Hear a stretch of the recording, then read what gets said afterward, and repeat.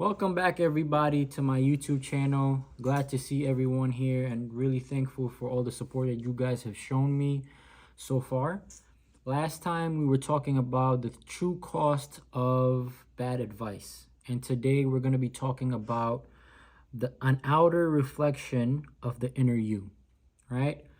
If you guys weren't able to check out the last video, I'll definitely leave a link down below, so definitely check that out. If you guys are getting bad advice and you guys don't know what it costs you in your life, that is an amazing video that I made that can help you guys out. So in today's chapter, or in today's video, what we can get out of the title is how your inner you, or how the inner villain inside of you, can affect your outer appearance, or the outer perception that you're showing onto the world and how you're presenting yourself, right? In the beginning, it starts to mention how there are different ways and different external factors that are coming into your life, and how this is very vital because this shapes who you are subconsciously, because it determines the way you think, the way you talk, the way you walk, the way you eat, the preferences that you have, the things that you like and dislike. It's very important that you guys pay attention to these factors, because it's typically coming from an external source, whether it's your parents, the news, one of your friends told you about this. It's multiple ways that this can affect you, right? And in continuing in this, the author gives us a very good example by giving you a story about two different people going into a cafe or a restaurant, right? One of the person here is basically, hold on one second. This person doesn't like to smile, has a bad posture, and basically the waiter comes to him and asks him hello with a smile to give customer service, and says, "Hello, how can I help you? Is there anything that you would like to order?" And the person says it in a low tone, in a low, sad voice, and basically says, "No, thank you," right? And then there's another person who's has a right posture, smiling, very looks smiling and looks positive. And then the person came to that person and said, brought his lunch and said, "Here you go, sir." And then the person was able to spend time to look at the person's name, and rather than just saying simply "thank you," says "thank you," and says the person's name. Let's say, for example, Jessica or Tim or whoever, right? As you continue reading on this chapter, it basically goes and continues to mention the differences between the two people and how their subconscious affects how they're how they're representing themselves outside in the world. For instance, how it explains how your subconscious is like a hard drive that keeps recording all the data that you've accumulated throughout your life. So basically, all the external factors that you've seen since the day you were born until the day you are presently living are all stored inside your subconscious mind, which is more powerful than your subconscious, right? So based off of the data that you have stored in your subconscious, you're going to judge certain people a different way. And most people sometimes call it like an inner sense, or they call it like intuition, right? Mostly that comes from their subconscious mind because of all the data that they've recorded. And most people will typically, when they look at this type of situation and they look at these two different people, they're going to assume that the person that was slouching, had a mean, positive, like sad look to himself, was possibly someone that's stressed out in his life. Probably isn't someone that's making a lot of money. He's probably an employee working for someone else, probably doesn't enjoy their life. But then when someone else look at someone who has a nice posture, stands straight, talks positively, smiles a lot, they're like, "Oh, okay, this person lives a good life. He's probably making good money. He's probably someone who's successful," just based off of the person and how they're representing themselves, right? And as he's giving this example, he's also mentioning how your inner villain and how this affects your inner villain, because it becomes a self-fulfilling prophecy by the way you carry yourself. What does this mean? It's meaning basically, from when we look at the example of the first person, When we look at how the different components of an inner villain and how it affects your confidence, how it affects your self-esteem, how it affects your self-doubt, like how comfortable you are in certain situations, when you go outside in the world, your inner villain starts to affect you by also affecting your appearance. Because now, as you go out, you probably are slouching your shoulders. You're probably not dressing the best way. You probably feel bad about yourself. You feel sad. You're not like we're smiling. You're not going out there with a positive mindset. And these are the outer effects of how your inner villain and your inner voice can affect you going outside.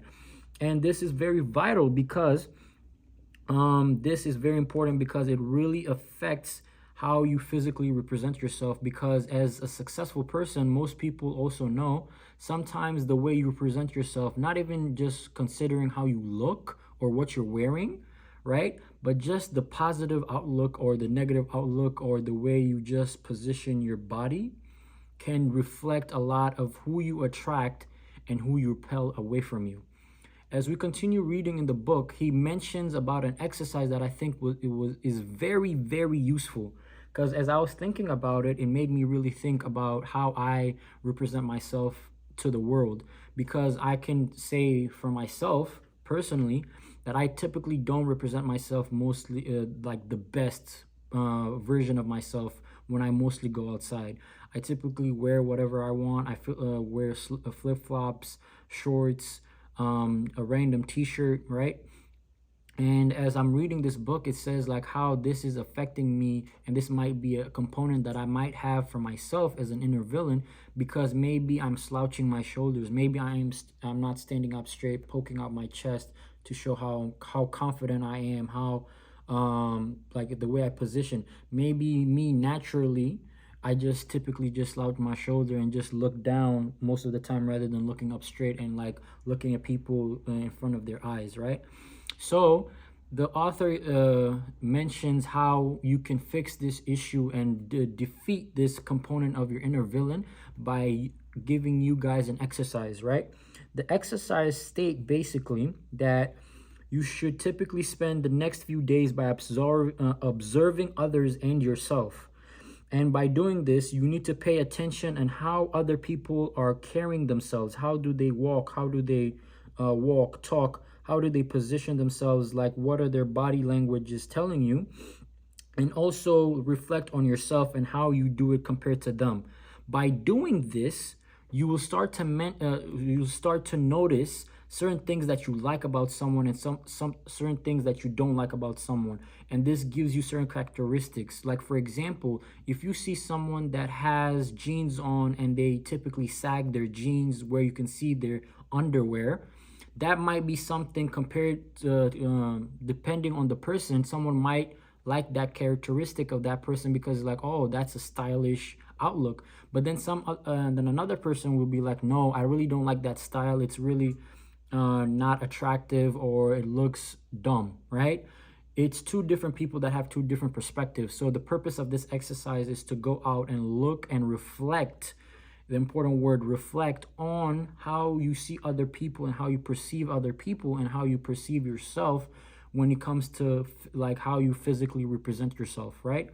By doing this exercise, what happens is that you will be able to check physically numerous times by paying attention to the gestures so that you can basically best represent yourself in a manner that best represents you. That's the goal. The goal is to start paying attention to these things so that every day when you're looking in the mirror in front of yourself, you're like, okay, let me make sure my shoulders are straight. Let me make sure I'm looking at people eye to eye. Let me make sure I'm dressed in a decent way so I'm best representing myself. Let me make sure I'm smiling, showing a positive outlook. When I greet people, I greet them with a cheerful attitude, not just be like having a mean face in front of me. Stuff like this, as you practice this and making sure that you keep in your mind, okay, I need to have a positive outlook, even if you're not that type of person. Over time, this will become a habit because you practice it so often and you're keeping it in your mind to maintain and think positively and look at the outlook of your life more positively. This is a very successful success habit, because this really minimizes your villain, and it also gives you a lot of dividends, because now what ends up happening is that you end up attracting a lot of people that are similar to you, that have positive outlooks. Because people that are who think positively, that are like approaching life in a positive manner, typically they don't like to spend a lot of time with people that are negative, who are slouching, who don't really have confidence in themselves, because it would dim down their light, because they would be dragged down, right? So by you practicing these habits, you become better. And you start attracting people similar as you, because they start seeing like, oh, this person's confident, this person has a positive outlook, and then now you start attracting the same people, which is the same way when it comes to success, because that's how you attract abundance into your life, right? Another aspect also on this is very important, is that as you are also, and this is also a helping factor to practice this exercise, is to also imagine, right, someone very important, or like a role model in your life. For instance, let's say if someone very important was sitting next to you when you're slouching, when you're not representing yourself the best way, and someone came to you there. Let's say someone important like God, for example, came, sat right next to you when you're slouching and having a bad attitude, and you see him and he starts talking to you and asking you to talk, and like he wants to interview or have a conversation with you. How would you best represent yourself in front of God? Would you be slouching, or would you be trying to look the best way you can, represent yourself, look straight, try to talk confident and stuff like that? And what the exercise in the book and the author mentions is that he wants you to practice that, like every day as you're walking through life. Imagine that you have someone that is that important watching over you, and so that you practice that habit as you're continuously looking like you're like, there's someone always watching me. I need to act in a positive outlook. I need to act because there's always someone watching me as I go through my life, right? And this is a like a added booster, or like a way to kind of force yourself to always keep up with your positive outlook, because change is never easy. Changing from a negative outlook that you've had like for all your life, trying to become a positive person, can take some time, and it's typically a very difficult thing to do, right? So that's typically what this chapter is mostly about, and this is basically how your inner villain can really affect your outlook and your outer appearance, and mainly how external factors come into play by feeding your inner villain, by also now affecting how you present yourself to the outer world. I really hope you guys were able to benefit a lot from this video. I hope you guys, please definitely comment down below if you guys have something that you learned, a question, something that you were able to learn from multiple videos, maybe something that I need to work on or read more or get more information about. Hope you guys can comment and subscribe and really support me as I go forward with this YouTube channel. Thank you, and hope you guys have a good day.